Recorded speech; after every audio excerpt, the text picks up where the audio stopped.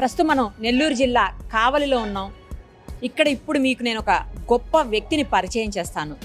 ఆయన పేరు డాక్టర్ ప్రభాకర్ నాయుడు గారు. ఏజ్ ఎంతో తెలుసా? 86 years.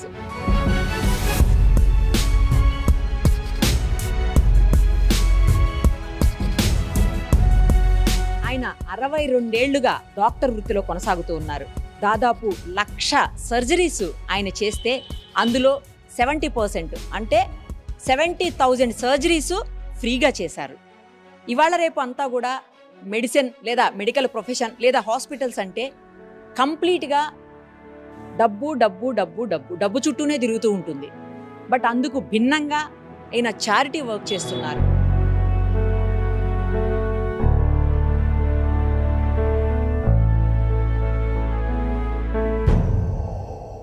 ఇంకో విషయం ఏంటంటే ఆయనకున్న 6 మంది పిల్లల్లో 3 మళ్ళీ డాక్టర్సే. వాళ్ళు కూడా రకరకాల హాస్పిటల్స్లో ఉన్నారు. ఆయనకి ఇల్లు కూడా లేదు తెలుసా? ఈ హాస్పిటల్లోనే ఒక చిన్న రూమ్లో ఇంటిగా మార్చుకొని ఇక్కడే ఉంటున్నారు. 24/7 ఎవరైతే పేషెంట్లు ఉంటారో, ఎవరికైతే అవసరం ఉంటుందో, ఎవరికైతే అత్యవసర సేవలు కావాల్సిన పని ఉంటుందో అలాంటి వాళ్ళందరికీ కూడా ఆయన అందుబాటులో ఉంటూ సర్వీస్ చేస్తున్నారు.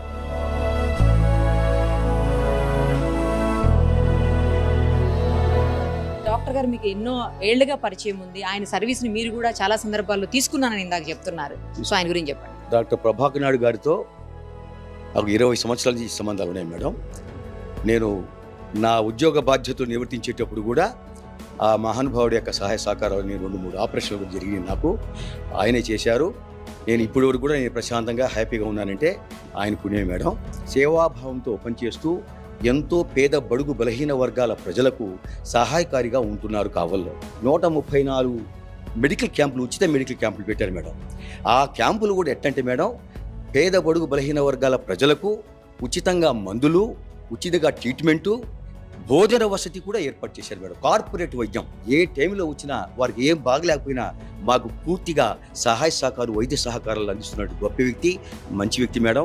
కాబట్టి అటువంటి వ్యక్తిని మా కావలి ఇక్కడ డాక్టర్గా ఉండటం అనేది మా నిజంగా అదృష్టంగా భావిస్తున్నాను. డాక్టర్ ప్రభాకర్ నాయుడు గారితో మీకున్న అనుబంధము, ఆయన సర్వీస్ గురించి మీకు తెలిసింది చెప్పండి. ఎందుకంటే దాదాపు 40 ఏళ్ల నుంచి ఆయనతో మీరు ఉంటున్నారని విన్నాను. ముఖ్యంగా సుమన్ టీవీ డాక్టర్ ప్రభాకర్ నాయుడు గారికి ఇంటర్వ్యూ తీసుకోవడానికి వచ్చినందుకు ముఖ్యంగా వాళ్ళకి నమస్కారాలు, ధన్యవాదాలు తెలియజేసుకుంటున్నా. మా ఊరు ముసునూరు. ఒక అరుంధతి మందా చెన్నయ్య అని ఆయనకి ఎద్దు పొడిచింది. ఆయన్ని పొడిస్తే నాభిలో నుంచి ఇక్కడ దాకా పగిలిపోయి ఆయన్ని టవల్లో పేగులేసి కట్టుకొని ప్రభాకర్ నాయుడు గారిని ఎక్కి తీసుకురావడం జరిగింది. పెద్దపల్లి హాస్పిటల్ దగ్గర ఆయన అప్పుడు ఉన్నాడు, ఇక్కడ కాదు. అయితే కావల్లో ఎవరు చేర్చుకోలేదు. ఆ తర్వాత ఈయన తీసి నిజంగా ఇలాంటి మహనీయుడు మనుషుల్లో ఉండారు, డాక్టర్లో ఉండారంటే చాలా గొప్ప వ్యక్తి. నా ముందే పబ్లిక్గా బకెట్లేసి పేగులేసి కడిగి లోపలేసి సర్జరీ చేసినటువంటి మహా ఉన్నతమైనటువంటి డాక్టర్ గారు ఆయన 20-25 ఏళ్ళు తర్వాత బతికాడు. ఆయన వయసు 78 ఏళ్ళకి ఆయన చనిపోయాడు. ప్రభాకర్ నాయుడు ఆయన మనకి దేవుడు, ఆయనే చూపించింది నాకు. అక్కడ అపోలో ఇక్కడ చూపించింది, నా ప్రాణం పోసింది ఆయనే. నాకు అన్న లాంటివాడు ప్రభాకర్ నాయుడు. కావల్లో ప్రజా డాక్టర్ అంటే డాక్టర్ గారే. ఆయనకి డబ్బులున్నా డబ్బులు లేకపోయినా ఏ రూపంలో అయినా కానీ ఆయన వాళ్ళని సేవ్ చేసి పంపించే దాంట్లో నెంబర్ 1 డాక్టర్. టెక్నాలజీ ఈ లేని రోజుల్లోనే మనిషి గుణగణాలని, మనిషి యొక్క ఆహారం, వాడు తీసుకునే శరీర పరిస్థితులు, వాడికి ఉండే బాధలను చూసి ఈ జబ్బు అని చెప్తే అది చెన్నై పోయినా అదే ఉంటుంది జబ్బు, హైదరాబాద్ పోయినా, బెంగళూరు పోయినా, ఎక్కడికి పోయినా కానీ అదే జబ్బు ఉంటుంది. జబ్బులో పెద్ద మార్పే ఉండదు. నేను 17 ఏట నుంచి, నా వయసు 17 ఏట నుంచి కడుపు నొప్పితో విపరీతంగా బాధపడేవాడిని. అప్పుడు మా నాన్నగారు చాలా నిరుపేద స్టేజీ, ఎక్కడైనా ఆపరేషన్ చేయిస్తామంటే చిన్న వయసు కడుపు నొప్పికి. అప్పుడు ఆ సమయంలో అనుకోకుండా ప్రభాకర్ నాయుడు గారు కావలికి రావడం, వారికి చూపించడం జరిగింది. అప్పుడు ఏమి టెక్నాలజీ లేని రోజుల్లో 11 అంగుళాలు కట్ చేసి లోపలంతా కూడా చేశారు. ఈరోజు నేను ఇంత ఆరోగ్యంగా ఉండి, ఇంత పెద్ద స్థాయిలో ఉండి, ఇంత పెద్ద పొజిషన్లో ఉన్నానంటే ప్రభాకర్ నాయుడు గారి కారణం.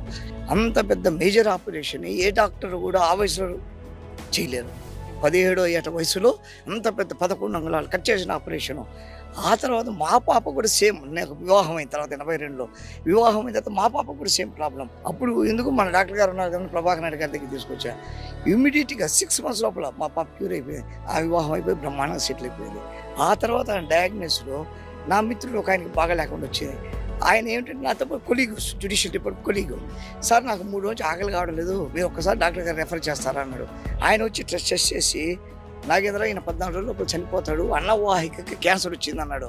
ఇదేమిటి బాగున్నాడు పేషెంట్ తీసుకొచ్చి, నేనేదో తీసుకొచ్చి అతను భయపెట్టేశాను అన్నాను. 14 days చెప్పాడు, 15 రోజులు చనిపోయాడు అతను.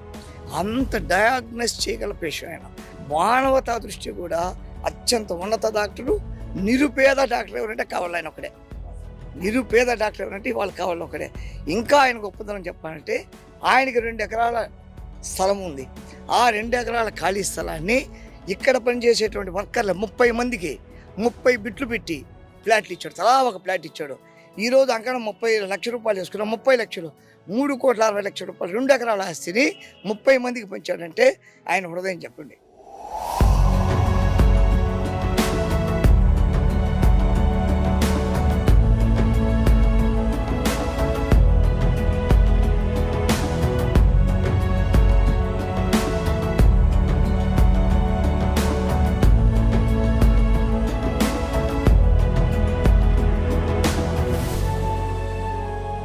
కోవిడ్ టైంలో ఎస్పెషల్లీ మొత్తం నెల్లూరు కావలి చుట్టుపక్కలంతా కూడా ఆయన ఒక్కరే హాస్పిటల్లో కూర్చొని పేషెంట్స్ని అటెండ్ చేశారంట. ఆయనకి 2 సార్లు కరోనా వచ్చినా కూడా ఆయన ఇదే హాస్పిటల్లో కూర్చొని పేషెంట్లకు సర్వీస్ అందిస్తూనే ఉన్నారంట. ఇదిగో ఇప్పుడు మనం చూస్తున్నటువంటి ఈ రూమే చూడండి, నిజంగానే కదా, మానవ సేవే మాధవ సేవ.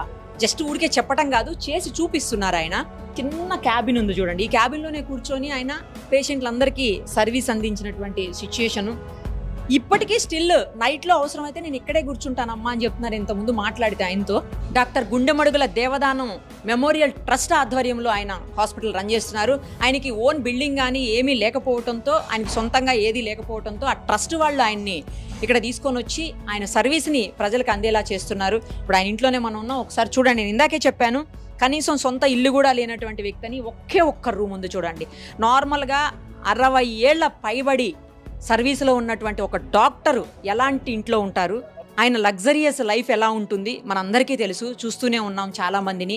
కోటాను కోట్లు సంపాదించి ఉండి చాలా హ్యాపీగా ఉండేటువంటి పరిస్థితి. 86 ఏళ్ల వయసులో అసలు ఆయన సర్వీస్ చేయాల్సిన అవసరం లేదు, హ్యాపీగా రెస్ట్ తీసుకోవచ్చు. బట్ అందుకు భిన్నంగా ఆల్వేస్ 24/7 ఇక్కడే ఉంటూ, నాకు భార్య కూడా రీసెంట్గా చనిపోయారని తెలుస్తుంది.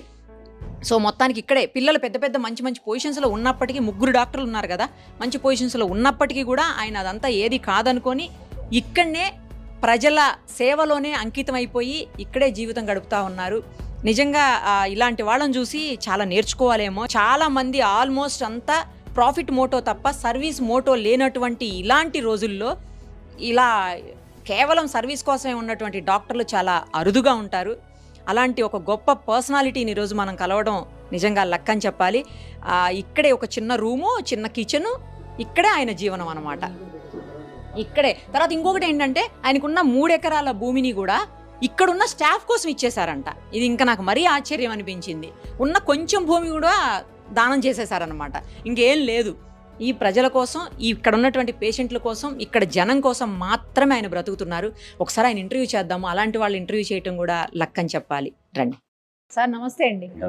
సార్, మీకు first of all hats off to you sir. ఇన్నేళ్లగా వైద్య వృత్తిలో కొనసాగుతూ, వీలైనంత ఎక్కువ మందికి ఫ్రీ సర్వీస్ చేస్తూ, ఇవాళ ఇక్కడ ఎవరు చూసినా కూడా మీరు దేవుడు దేవుడు దేవుడు అని చెప్తున్నారు. నిజంగానే అందరి పాలిట దేవుడు అయినట్టున్నారు సార్. నార్మల్గా చెప్తా ఉంటారు సార్, ధన్వంతరి వారసులం భూమిలో నా దేవతలం అని. ఈ భూమి మీద మనుషుల ప్రాణాలు కాపాడగలిగిన శక్తి కేవలం మీకు మాత్రమే ఉంది, డాక్టర్స్కి మాత్రమే ఉంది. అలాంటి గొప్ప అరుదైన వృత్తిలో మీరు ఉన్నారు. ఉండి దాన్ని ప్రజలకు ఉపయోగపడేలాగా సద్వినియోగం చేస్తున్నారు. దానికి ఇంకొకసారి హ్యాట్స్ ఆఫ్ సార్ మీకు. అనుకోకుండా వచ్చారా వైద్య వృత్తిలోకి? కావాలనుకొని వచ్చారా? కావాలనుకోండి. ఓకే. ఎందుకంటే నేను ఒక బీద కుటుంబంలో, మా నాన్న బేల్దార్ మిస్, నాది రాయలసీమ, అనంతపురం జిల్లా ధర్మవరం. ఓకే. మేము 8 మంది కుటుంబం. నేను పెద్దవాడిని అందరికంటే. మా నాన్నగారు ఈ local fund dispensaries, district boards వాటివన్నీ సున్నాలు కొట్టేది, పెయింట్లు వేసే కాంట్రాక్ట్ తీసుకునేవాళ్ళు. ఆయనతో నన్ను తీసుకెళ్ళేవారు అప్పుడు. నేను మా ఊళ్ళో లోకల్ ఫండ్ డిస్పెన్సరీకి వెళ్ళినప్పుడు అక్కడ డాక్టర్లు పేషెంట్స్ని ట్రీట్ చేయడం చూశాను. వాళ్ళు పడే బాధలు, కొంతమంది ఆర్థిక స్తోమత లేక వైద్యానికి నోచుకోలేక చాలామంది చనిపోవడం కూడా నేను చూశాను. నేను స్కూల్లోనే కొన్ని సోషల్ సర్వీస్ యాక్టివిటీస్ కూడా చేసేవాడిని. అప్పుడు అనిపించింది నాకు, ఒక డాక్టర్ అయితే మానవ సేవ ఎంతో చేయొచ్చును, ఎంతోమంది ప్రాణాలను కాపాడాలి, ఒక సర్జన్ కావాలని ఆ రోజు నాకు కోరిక కలిగింది. ఆ కోరికతోనే నేను భగవంతుని దయతో ఒక మెరిట్ స్టూడెంట్గా వచ్చాను. ఇంటర్మీడియట్ అనంతపురం, అప్పుడు ceded district arts college 1953 to 55 అక్కడ ఇంటర్మీడియట్ చేశాను. 55 నుంచి 60 దాకా ఆంధ్ర మెడికల్ కాలేజ్ వైజాగ్లో చదివాను. ఆ సమయంలో మా తండ్రి గారు కొంచెం సుస్తు రోగగ్రస్తులు కావడం, ఆయన సీరియస్ అయిపోతే నా కుటుంబ బాధ్యత అంతా నా మీద పడింది. సో నేను అప్పుడే ఎంఎస్ చేయలేకపోయాను.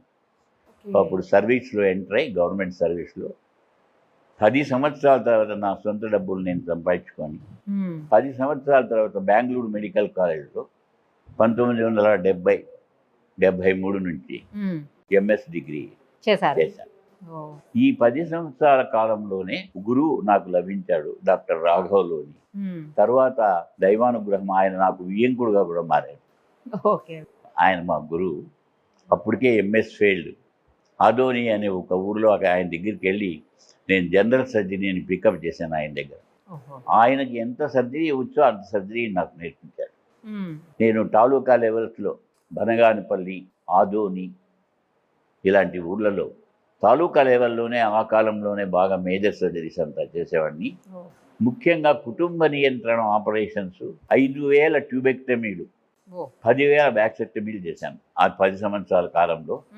అందుకు గాను ఆనాడే నాకు సెంట్రల్ గవర్నమెంట్ వాళ్ళు స్పెషల్ డ్రైవ్ ఉండింది ఆ కాలంలో కుటుంబ నియంత్రణ మీద. నాకు ఫ్యామిలీ స్కాలర్షిప్ శాంక్షన్ చేశారు.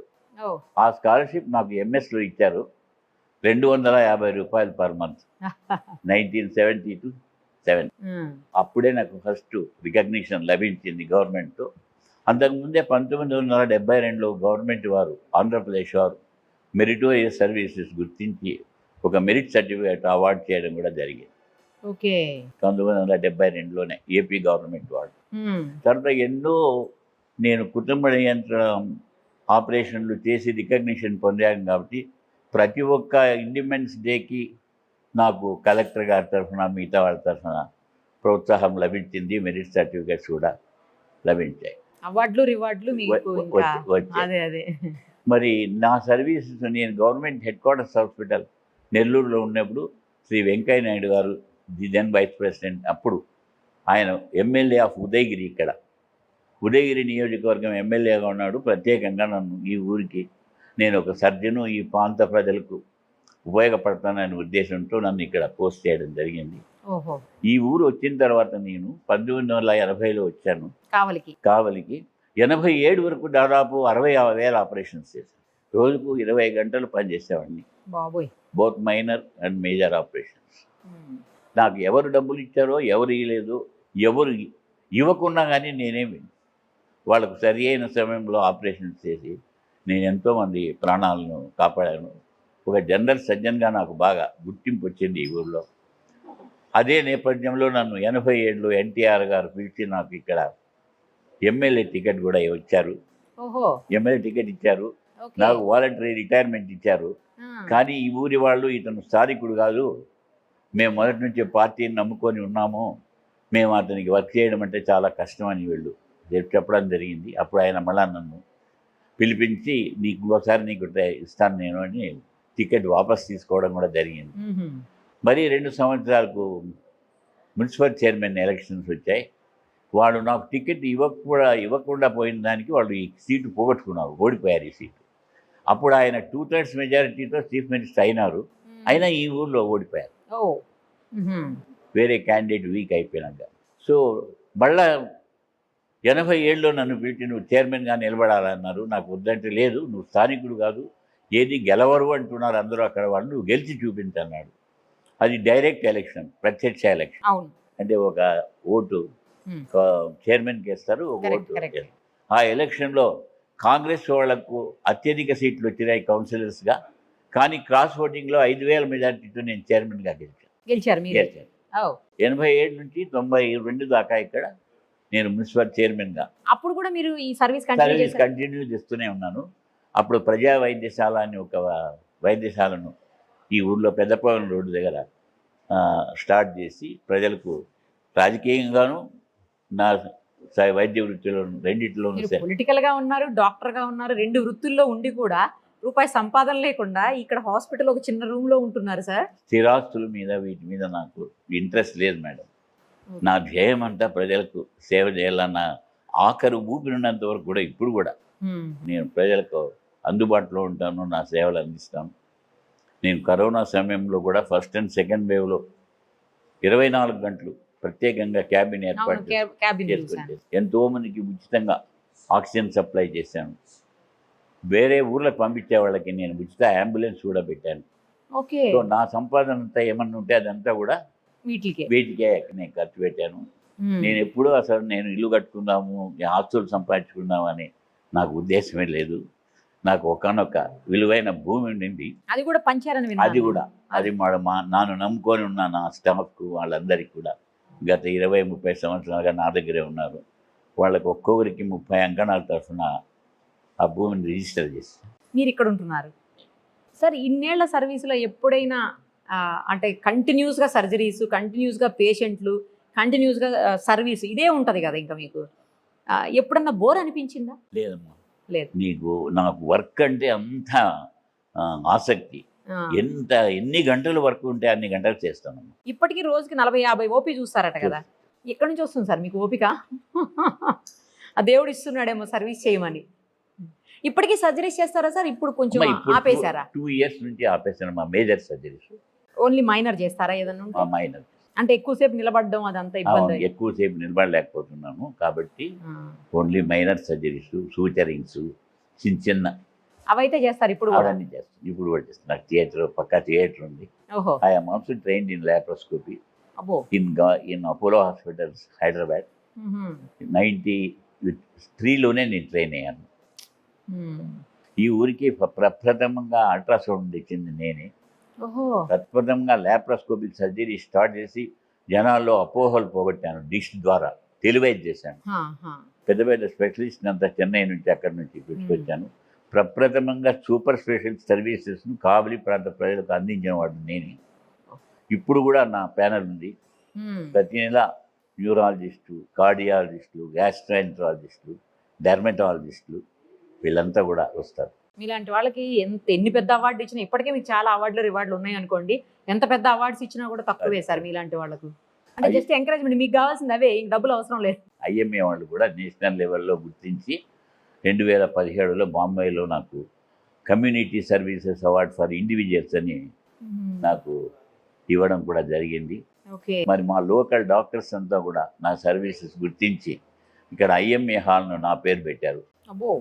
గ్రేట్ సార్, అసలు మీరు చాలా. అండ్ నా 75th బర్త్డే అప్పుడు సివిక్ రిసెప్షన్ ఇక్కడ ఇచ్చారు కావలి ప్రజలు. All parties, all employees including ఇచ్చారు. ఎవరికి ఇంతవరకు కావలిలో అలాంటి గౌరవం లభించలేదు. 75th ఒక బుక్లెట్ కూడా నా వదిలేరు, అది మీకు కూడా చూపిస్తాను. తప్పకుండా. అండ్ ఈ ఊళ్ళో దాదాపు 125 సంస్థలు, సేవా సంస్థలు ఉంటే దాదాపు పరిసర ప్రాంతాల్లో వాళ్ళందరూ కూడా నా సేవలను గుర్తించి కేంద్ర ప్రభుత్వానికి నాకు పద్మశ్రీ అవార్డు ఇవ్వాలని కూడా వాళ్ళు రికమెండ్ చేయడం జరిగింది. నిజంగానే మీరు దానికి అర్హులు sir. You deserve it actually. మరి ఏమవుతుందో చూడాలి. వాళ్ళు కూడా రికమెండ్ చేశారు సార్. యాక్చువల్లీ మీరు నాకు తెలిసి 1,00,000 సర్జరీస్ అంటే ఇంకా 2-3 లక్షల మంది పేషెంట్లను చూసారేమో మీ లైఫ్లో. చూసిందా సర్వీస్. నేను గవర్నమెంట్ హాస్పిటల్లో 80 to 87 ఉన్నప్పుడు ప్రతిరోజు 500 ఓపీ పేషెంట్ చూసేవాడు. మార్నింగ్ 8 నుంచి ఈవినింగ్ 4 దాకా. 4 నుంచి సర్జరీ స్టార్ట్ అయితే తెల్లవారుజామున 4 దాకా చేసేవాడు. నాకు ఒక అలవాటు ఉంది, ఇన్ బిట్వీన్ నిద్రపోతాను అంతే.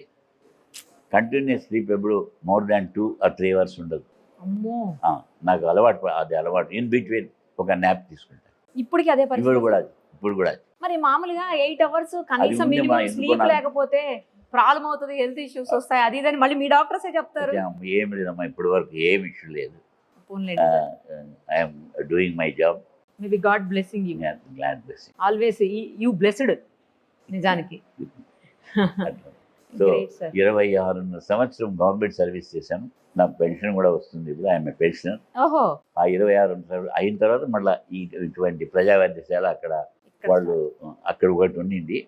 అది రోడ్డు బ్రిడ్జ్ వేయాలనే ఉద్దేశంతో వాళ్ళు అక్కడి నుంచి షిఫ్ట్ కావాల్సి వచ్చింది. వీళ్ళు ఒక క్రిస్టియన్ సంస్థ ఇది. ఇది ఒక కాలేజ్ అయితే నాకు ఇచ్చి నన్ను హాస్పిటల్గా పెట్టుకోమన్నారు. దీంట్లో గత 15 సంవత్సరాలుగా హాస్పిటల్ నడుపుతున్నాను. ఇక్కడ 15 ఏళ్ళగా ఉన్నారు. 15 ఏళ్ళుగా ఉంటున్నాను.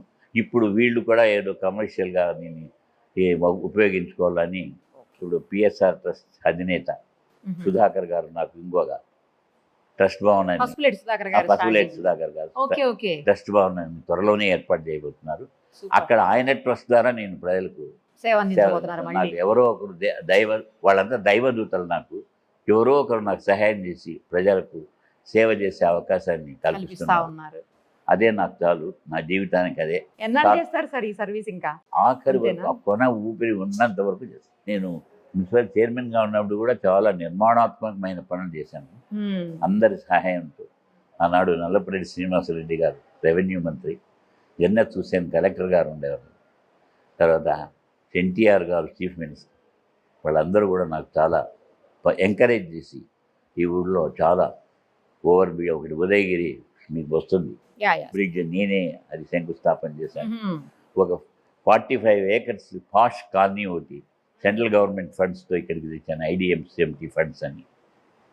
తర్వాత ఒక దుర్గంధపూరితమైన కెనాల్ నడి బొడ్డున టౌన్లో ఉంటే దాన్ని అంతా కాంక్రీట్ చేసి దానికి వ్యాపారస్తులకు ఉపయోగపడేలాగా చేశాను. ముస్లిమ్స్కు ఫంక్షన్ హాల్ లేకుంటే ఒక సాది మందిలు కట్టించాను. ఎన్నో స్కూల్స్ కట్టించాను. ఎక్కడున్నాయి సర్వీస్ అనుకుంటారు. సర్వీస్ అది పాలిటిక్స్ కావచ్చు, ఇటు 100 people, career more than 100 peopleకి appointments ఇచ్చాను. నేను ఇచ్చిన అపాయింట్మెంట్లన్నీ గవర్నమెంట్ వాళ్ళు రాటిఫై చేశారు. Super sir. మీరు ఎప్పుడు హ్యాపీగా హెల్దీగా ఉండాలి. చాలామంది పేద రోగులకి మరింత సర్వీస్ని మీరు అనుకుంటున్నట్టు చివరి క్షణం వరకు కూడా అందించాలని, మీకు ఆ రకమైనటువంటి శక్తిని, అలాగే ధైర్యాన్ని, అలాగే ఆరోగ్యాన్ని అన్నింటినీ దేవుడు మీకు ఇవ్వాలని మనస్ఫూర్తిగా కోరుకుంటూ థ్యాంక్ యూ సార్.